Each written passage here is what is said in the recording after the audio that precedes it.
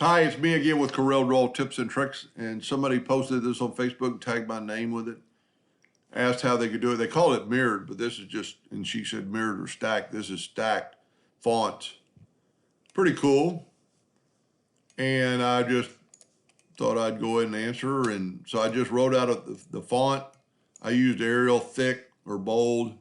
I'm going to make it white, like in the picture. But before I do anything else, I'm going to go object and convert it to a curve. It's going to make a little bit difference in a minute. Okay, this font is, we're going to make the font 2.5 inches tall, just to make the math a little bit easier. We're going to change our nudge factor to 2.3. We're going to make a duplicate of this and nudge it up. That might be not enough or too much. I'm going to left click, right click, go to my outline. I'm using CMYK because somebody sent me a file yesterday and it was CMYK, so I'm going to change it back to RGB, even though in the video it doesn't matter. And then I'm going to change this to about 8 points. Now the solid lines versus the don't really show through because the letter is on top. But the next layer is going to show through. And there's probably several ways to do this.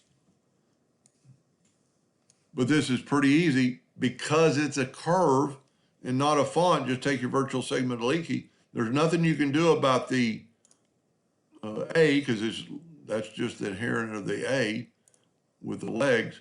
But most of the other letters, and it all depends on which one you want stacked where, you know, what you're taking it out. I'm actually making it the opposite of the picture.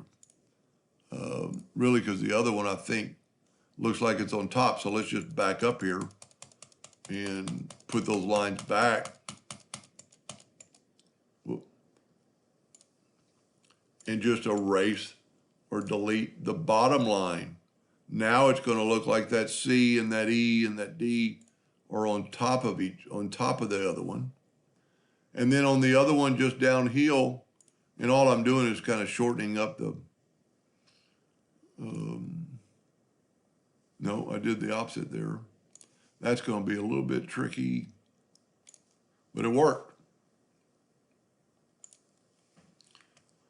I don't know why I think I have to do them all for the video, but I do.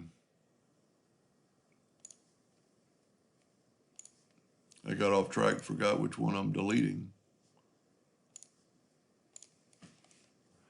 That's how I would do it. There's another way you could do it, but it wouldn't be any faster than that.